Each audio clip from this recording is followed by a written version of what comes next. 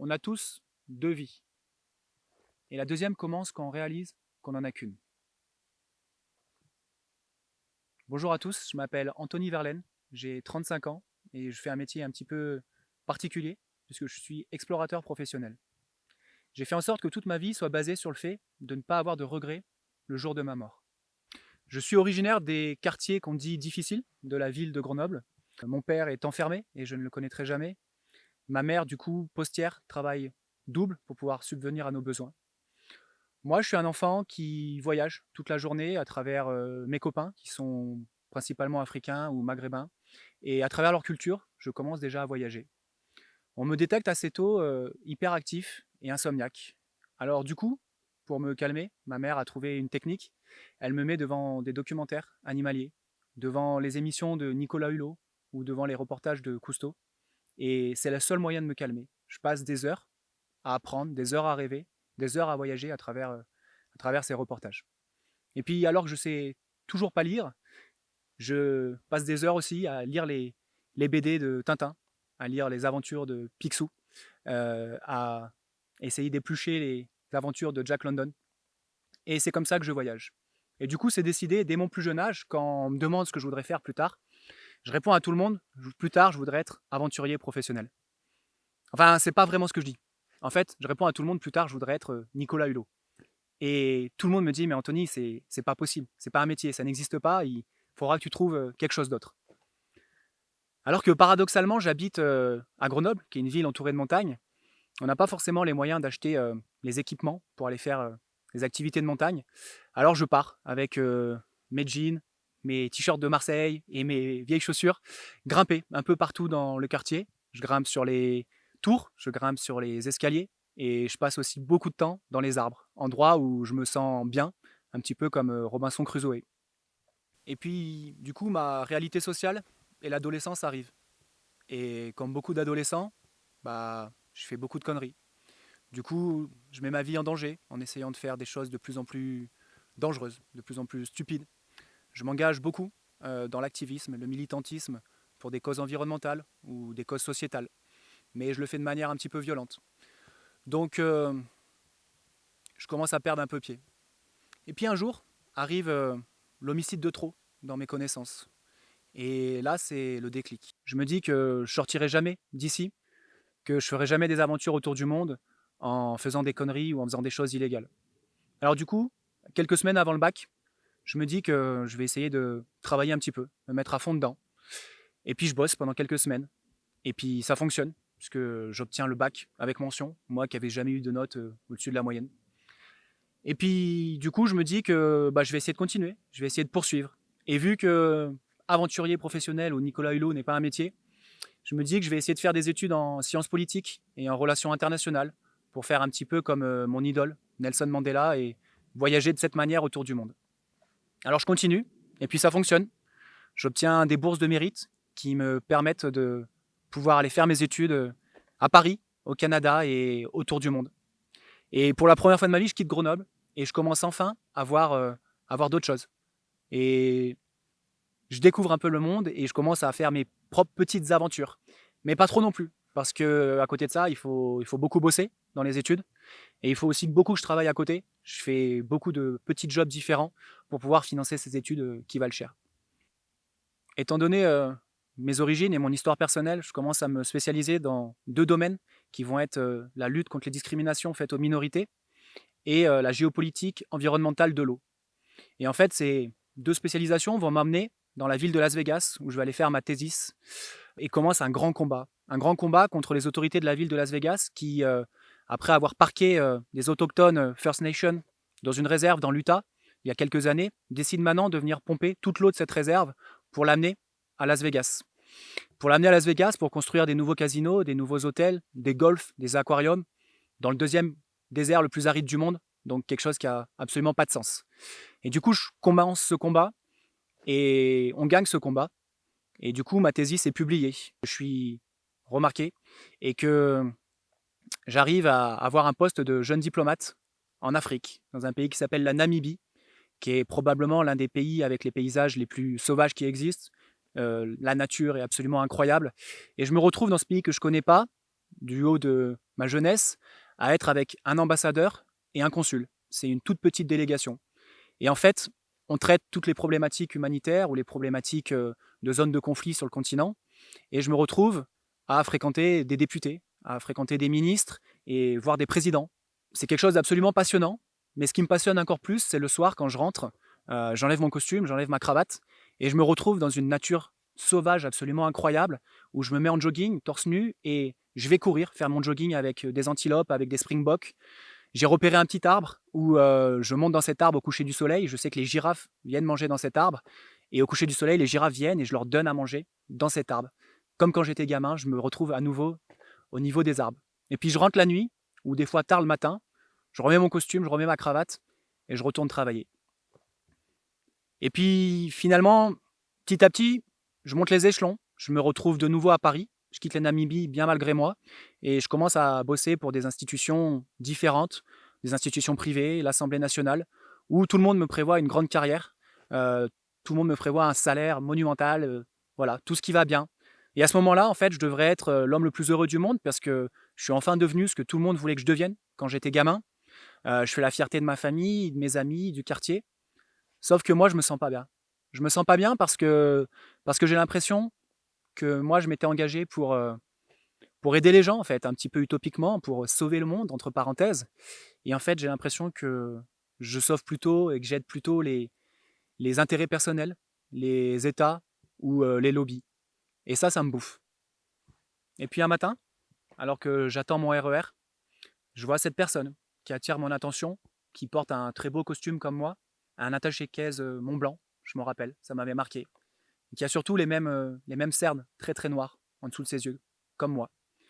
Et puis le RER arrive et cette personne se rapproche de plus en plus du quai et la suite vous l'aurez deviné. Et en fait, durant le trajet, pour aller à mon travail, où j'arrive très en retard, je ne peux pas m'empêcher de penser au fait que cette personne, c'était peut-être une projection de moi dans 15 ans. Pourquoi cette personne a sauté? Pourquoi elle a fait ça? Et puis j'arrive au travail et je raconte l'histoire à mon supérieur. Et la phrase qu'il me dit, je l'oublierai jamais. Il me dit, c'est pas une excuse. On a tous nos problèmes dans la vie. Tu resteras 2 heures de plus ce soir. Et moi, je passe la journée comme ça, à repenser à ce qui vient de se passer, à ma vie, à ce que je rêvais d'être quand j'étais gamin. Et en fait, en face de moi, il y a une immense carte que j'avais jamais vue auparavant, qui fait 5 mètres sur 3 mètres, une carte du monde. Et le soir, alors que je suis tout seul, il est peut-être 21h, 22h, je me lève et je me mets tout droit en face de cette carte.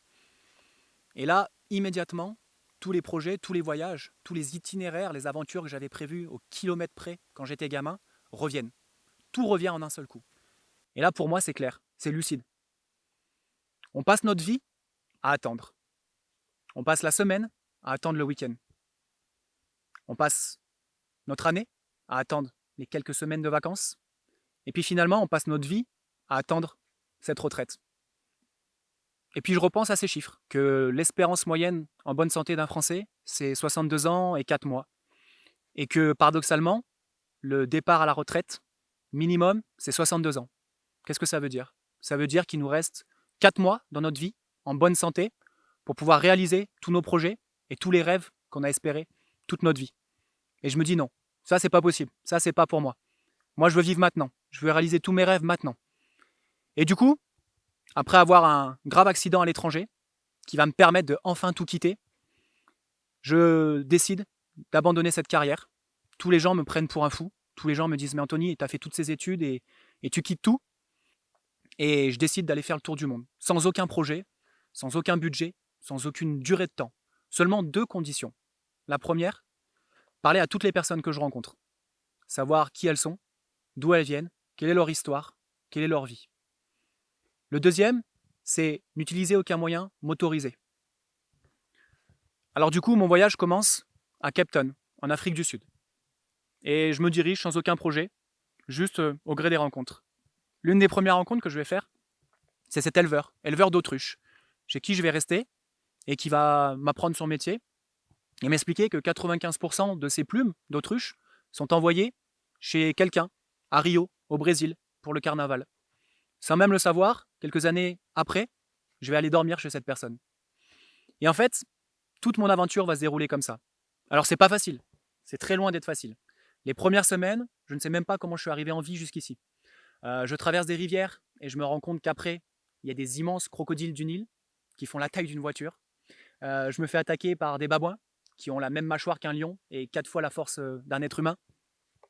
Je dors dans mon hamac sur lequel un jour je retrouve un mamba vert alors que je suis à l'intérieur, une morsure et ça aurait été fini pour moi. Je me fais dévorer littéralement la nuit dans mon hamac par des fourmis géantes qui me dévorent moi et aussi mon hamac. Du coup j'achète une tente et je ne sais pas pourquoi j'ai cette idée complètement débile d'enterrer toute ma nourriture sous la tente. Alors je creuse avec ma machette, je mets toute ma nourriture, ça me paraissait logique à l'époque, parce que je connaissais rien, et puis je mets ma tente par-dessus. Et puis à 3 h du mat, en pleine nuit, j'entends ces cris de films d'horreur, ces cris de méchants dans un Disney, ce rire démoniaque d'un pack de hyènes qui arrive tout autour de ma tente et qui commence à essayer de rentrer dans ma tente. Donc il m'arrive plein d'aventures comme ça. Et puis j'arrive dans le nord à la frontière avec l'Angola, et je rencontre ce vieil homme, très très vieil homme, avec qui je sympathise automatiquement, avec qui je vais passer beaucoup de temps. Et ce vieil homme est originaire d'une tribu qu'on appelle les Imba, qui a très peu vu l'homme moderne, enfin moderne comme on l'entend chez nous en Occident. Et il m'invite, il veut absolument que je vienne vivre avec lui dans cette tribu. Alors je le suis, et je me retrouve dans cette tribu qui ne parle pas une langue ni français, ni anglais, ni une langue qu'on pourrait connaître, mais qui parle une langue des clics, quelque chose qui pourrait ressembler à quelque chose comme ça. Donc toute la communication va se faire par les yeux. Et le choc est brutal. Alors, au sens occidental du terme, ils n'ont pas de richesse. La seule chose qu'ils ont, c'est leurs chèvres. Mais pour moi, c'est les gens les plus riches que j'ai rencontrés de ma vie. On se lève à 3 h 45 du matin et on part marcher des kilomètres et des kilomètres avec les chèvres, à les protéger des fauves et des prédateurs. Ils m'apprennent tout. Ils m'apprennent à cueillir, à chasser. Ils m'apprennent à faire du feu. Ils m'apprennent à attraper des serpents. Et quand je suis avec eux, je repense à mes supérieurs, en costume, en cravate, qui avaient tout ce que le monde capitaliste peut offrir, de l'argent, mais qui au final avaient tous des débuts d'ulcères. Et je me rends compte que la vraie richesse et l'humanité, c'est ce que je suis en train de vivre avec eux. Aujourd'hui, ça fait 10 ans que je suis aventurier professionnel, que j'ai tout quitté et que je mène la vie dont j'ai toujours rêvé. J'ai eu la chance de voyager dans des centaines de pays, de vivre avec des tribus sur quasiment tous les continents, les Bushmen, les Sans, les Wayanas, en Indonésie aussi. Et je suis équipé par des sponsors, des vêtements dont je rêvais quand j'étais gamin, mais que je ne pouvais pas acheter. Et j'ai pu parcourir, traverser à pied l'Alaska, traverser des jungles, l'Amazonie, la jungle du Congo, traverser des déserts de glace, traverser des déserts, le désert d'Atacama, le désert du Kalahari, le désert du Kaokoland, descendre des fleuves, le Nil, l'Orange River ou le Yukon en kayak. Et toutes ces aventures me font dire que j'ai pris la meilleure décision de ma vie. Aujourd'hui, on me demande souvent pourquoi je fais toutes ces choses extrêmes. Est-ce que je suis suicidaire? Est-ce que j'ai envie de mourir? Est-ce que je suis maso? Et en fait, la réponse, c'est que c'est tout le contraire. Je fais ça parce que j'aime la vie. Et que la chose qui me fait le plus peur, c'est d'avoir des regrets sur mon lit de mort. Et aujourd'hui, j'ai aucun regret. Si je meurs demain, regardez ce que j'ai pu faire et dites-vous que j'avais été très heureux. Quand je rentre, après 6 semaines à avoir dormi au sol, à être dévoré par des insectes, à avoir été chargé par des grizzlies, imaginez à quel point j'aime la vie, à quel point le retour dans mon lit est magnifique. Alors, il y a quelque chose dont je voulais vous parler, qui m'a profondément marqué durant toutes ces aventures, c'est que toutes les personnes âgées que j'ai rencontrées, peu importe leur origine, peu importe leur religion, peu importe leur richesse, toutes les personnes âgées que j'ai rencontrées m'ont toutes dit la même chose. Anthony, la vie passe très très très vite. À ton âge, jamais j'aurais pu penser ça. J'ai l'impression que c'était hier quand j'avais ton âge. Et aujourd'hui, alors que je m'apprête à partir, j'ai énormément de regrets, énormément de remords, de choses que j'aurais voulu faire et que j'ai pas pu faire. Alors, moi je suis personne pour vous dire quoi faire, et je suis pas forcément un très bon orateur, mais si je peux vous donner un seul conseil, c'est d'essayer d'écouter un petit peu plus souvent l'enfant de 5 ans qui sommeille encore à l'intérieur de vous. Merci de m'avoir écouté et bonne aventure.